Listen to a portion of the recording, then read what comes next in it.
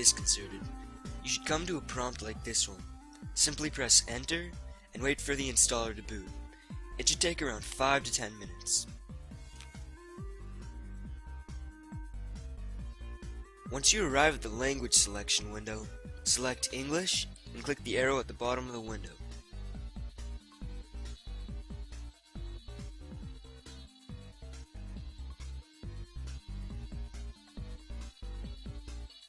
Once at the welcome screen, click Utilities from the top menu bar and select Disk Utility. Now, select the partition we made in Windows from the sidebar. It should be called Disk 0S8 or something similar. Next, click on the Erase tab at the top of the window. Beside the volume format label, you must select Mac OS X Journal. Name the partition Mac OS X or anything else of your choice, and click the Erase button.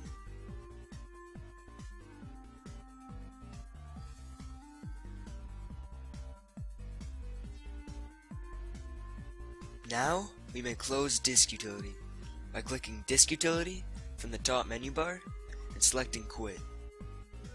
The installer window will reappear. Click Continue and Agree. Now, select the partition we recently formatted and click Continue. Now click Customize at the bottom of the window. A drawer with a series of checkboxes will open. Expand Patches 10.5.5 ready. Since I have an AMD processor, I'll select the AMD patch. If you have an Intel processor, leave the checkbox blank. Select Audio to install all audio drivers. Then expand Chipset. I have an Enforce chipset, so I'll select Apple Enforce ATA. If you're unsure of your chipset, simply click the checkbox beside Chipset to install all included drivers. Now expand Kernel. You'll select the kernel based on your processor. If you have an SSE3 processor, select kernel 9.2.2 SSE3. If you have an SSE2, select 9.2.0 Speed Step. Expand Video. If you have an ATI graphics card, select ATI. And if you have an NVIDIA graphics card, select NVIDIA.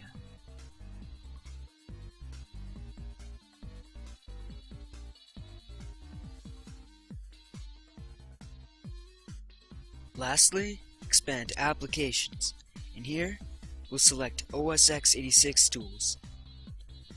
Now, click Done. Click Install and wait. When the Disk Check drawer opens, click Skip. Install will take around 25 to 30 minutes.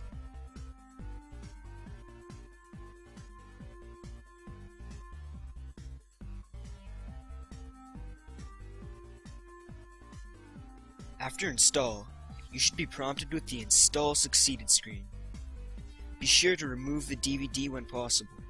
At boot, you should be prompted with the following screen. Press F8, type -S, and press Enter to boot into single user mode. You'll arrive at a command prompt, where you must type the following, and press Enter. Then, the following to change your password.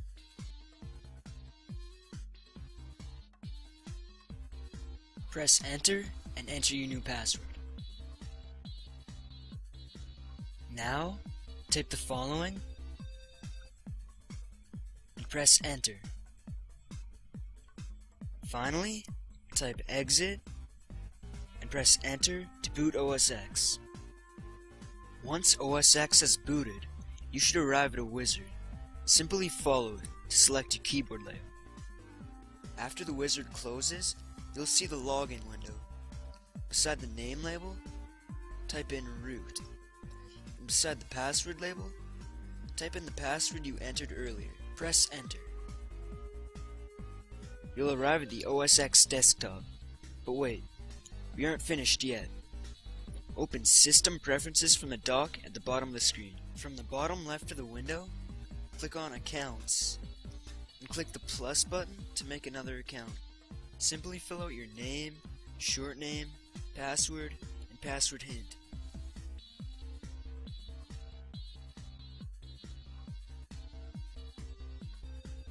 Click Create Account from the bottom of the drawer. Now, select your account picture. Close the window and log off. You'll now see that your name will show up in the logon window, making it simple to log in. Click your name, type in your password, and press enter. You've successfully installed OS X Leopard on your PC absolutely free.